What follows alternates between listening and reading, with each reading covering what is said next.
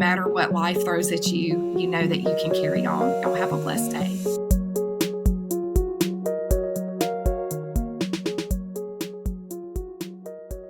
Good Wednesday morning. So excited to just share some quick tips with you guys today.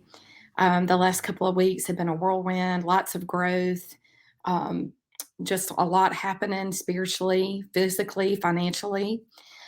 So this past week, my husband cold turkey quit his six-figure job in healthcare. It's a huge life change for us, but I'm super proud of him. And so there has just been a crazy amount going on. And I think about the podcast name Carry On and all of the good nuggets that we get to share on the show. And so often they're from raw, probably always from raw, authentic testimony, which I'm going to share today. So I am a coach for USATF, USA Track and Field. That was an assignment that God called me to. It's been tons of fun. I have 15 athletes right now, probably going to hit 2025 once school is out, if not more. And we were just approved for the very first sanctioned event in Oconee County. And it is a county-wide team, which is really exciting because we know that there's a huge rivalry where we are. For those of you that are not local, don't worry about it. But we all have those rivalries. But so yesterday, I had one of my athletes at the end of practice. We have them from kindergarten all the way up through high school. So real diverse age group, diverse group of athletes. And I have several parents that have multiple children, and so which is awesome because it makes our team bigger. But yesterday, after we were wrapping up practice, one of the individuals had taken their child to the park. And three of the older kids, I don't want to call them kids, but older athletes, um, and the youngest being about probably 6 or 7 years old, maybe 8. And they weren't sure where their father was. And instantly, when he looked around and he couldn't find his dad, he just got super emotional. And I said, "It's okay. I'll walk you over to the park. I think they're just right across the street. No problem." And he just starts sobbing and he's like, "I miss my dad." And I was really pondering on that this morning. It just really impacted my heart. And I thought about what that's probably how God feels about us. Like, I miss my children. And isn't that the delight of worship that we should have in Him and that diligence to just be at His feet, develop a strong appetite for the gospel, and just think, I miss my dad, I miss my father. And it just really sunk down deep in my spirit. And so this morning, I just started lifting that up in prayer. And one of the things, there's so much like intertwined because I've never separated the gospel and ministry from what I do career wise. I know that my assignment is to impact the lives of many, and that is through the gospel and through business and all of that at the same time. And so, one of the things that God has been teaching me in relationship to being hungry and developing an appetite and worshiping out of delight comes from a place of discipline and diligence. And I've always been a very productive person. But ever since a few months ago, when my company was accepted into Clay Clark's Thrive Time show, Entrepreneurs on Fire, in their coaching program, I started learning about the diligence and discipline required to grow a business, which is great because that was one of the reasons I reached out to them. I wanted to expedite my sales cycle and really grow. I set some really big goals this year. My goal is to hit $500,000 and have 300 clients in the pipeline before December. And so, but one of the things I've been learning is the importance of feeding your mind, feeding your body, stewarding your finances, and basically doing that deep dive on a daily basis to dig deep, get up early, and stay up late in a productive way, working on the things that make the greatest impact. And I always associated diligence and that kind of behavior with a fear. I had this innate fear that I didn't even know I had, that I was going to be less of a mom, or maybe not a super attentive wife. And I would have to let things go like the house and all those things, which, yeah, you cannot do it all. But in the season that we are in as a family, and not even knowing that John was going to quit his job and start over somewhere else, wherever the Lord leads, and we trust the Lord on that. Um, but having this assignment this past year, multiple assignments that I have so much peace about, and how God has enlarged our territory. A Coney County Republican women president, a Coney County Republican men starting, never had desires to step into politics, especially right now. But my assignment that God gave me is very clear. The second thing would be coaching this track team. We have really missed club track since the pandemic hit. And a bunch of parents came together and we said, you know what, this is going to be a team effort, and I will lead the way on the technology side. I'll get the certifications, I'll do all the training. And the Lord just opened all the doors. It has just been so amazing. Chris White and Seneca High School, and that team there has been extremely supportive, and the school district as well. But anyway, so this is super exciting. Never ever been done before. Countywide track team for summer, to run for the summer. And so that happened. And then my husband making the decision to step out of his job. And so I've just transitioned into a new office in Seneca. I was at Patrick Square for a year. All through my life, the Lord has constantly moved me in different places. And it's hard for my flesh, because I know on the outward part that man looks at, it looks like I move a lot, and I don't stay still, and I don't stay anywhere permanently. But I've realized in the diligence that he's called me to, that I really am an evangelist at heart, and I'm an evangelist for business. I'm an evangelist for God's best for your life and how to properly steward all those things.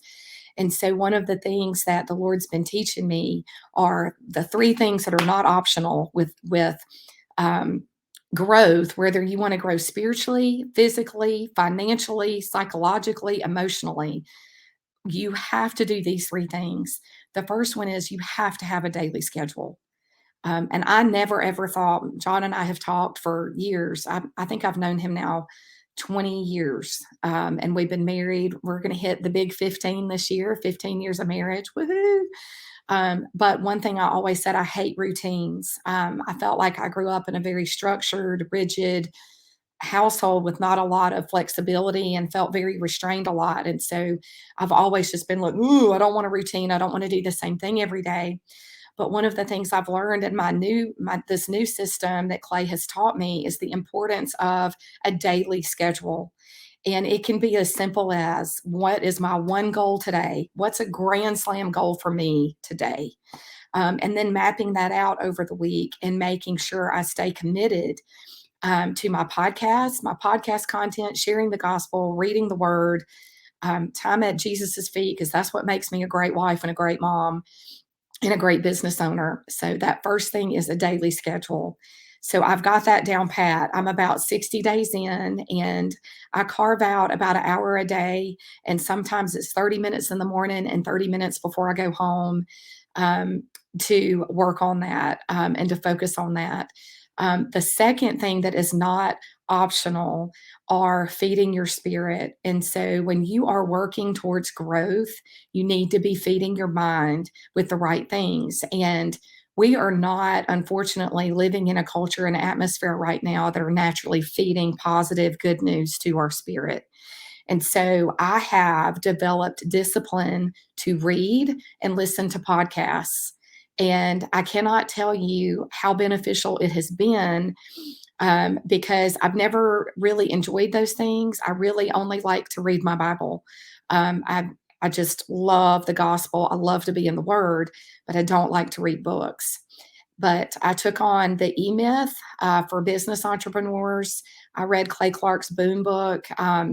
And I literally, now it has become part of a natural rhythm of my life as a mom, wife, and a business owner, and someone called to share the gospel, because I see now how important developing that mindset is. And this is why scripture is so clear about renewing our mindset, renewing our spirit, renew my heart, create in me a clean heart, Lord, renew a right spirit within me. That's what the gospel says. And so, in the same fashion, it only makes logical sense that we would renew our spirit as well and our mind for the things that God has called us to, that are not necessarily in the gospel, like business growth. And so that has made a huge impact. So that's the second thing. The third thing that is not optional is you have to have accountability. You've got to have someone in your life that's going to hold your feet to the fire.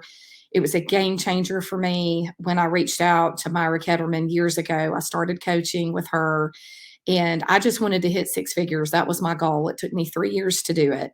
But that was my small goal then, and she helped me reach that, and she taught me so much, and I still apply all of the things that she taught me in the system I've been using, in addition to the new system that I'm learning. And so those are the three things that are just not optional. But I want to just share with you guys that if you have deep down, like, have this fear that diligence is synonymous with being consumed or obsessed, or that is not the case. Diligence is stewardship. When you have a high calling on your life, then your calling needs to be in alignment with your responsibilities and what you're doing and what you're carrying forth. And it's really between you and those that you're accountable to, which is your spouse, your children, your God, your spouse, your children.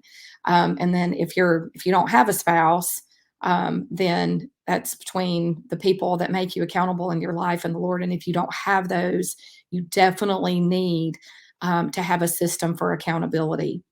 And the one thing that has helped me that is not, I would say you really need it to grow, but it is more optional, outside of those three things, are a network of people that lift you up, meaning that you're striving to become a better version of yourself.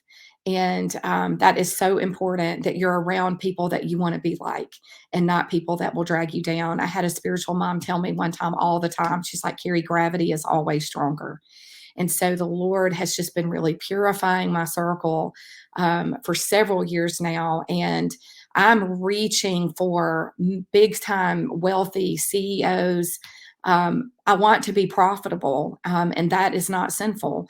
I have a very generous spirit, and I'm also learning to turn that over to the Lord and operate with more wisdom, in how we give and what we give to, because overgiving, and spending all of your money can also be just as sinful. So, um, but anyway, this has been part of my journey, learning, and was just receiving that I'm God's daughter and He adores me, and there's nothing I can do to earn it or forfeit it.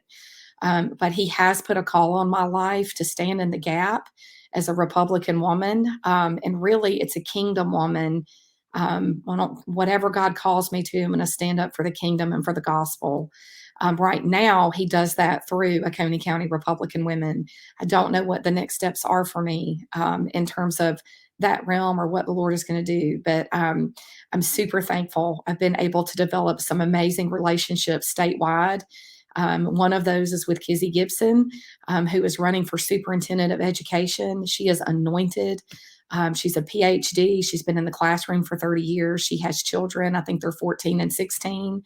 And just really been able to encourage her in her race, her spiritual race, but I guess that's her race as well. But and so relationships like that, that you just never thought that God could move through something like politics. Because really, Western Christianity and the church have really said, oh, no, you got to separate those things. But God cares about government, and diligence in understanding the impact and responsibility that we have as believers to influence and impact our local government, is really important as well. And so that was not part of what I was going to say about the three things for diligence that are not optional, but I really hope that you guys will get involved. There are a lot of big primaries happening June 14th. So research your candidates, know who is backing them, and that lines up with the nature of God, how you decide to vote. But anyway, I just wanted to share that with you. I'm trying to be diligent in keeping my podcast schedule.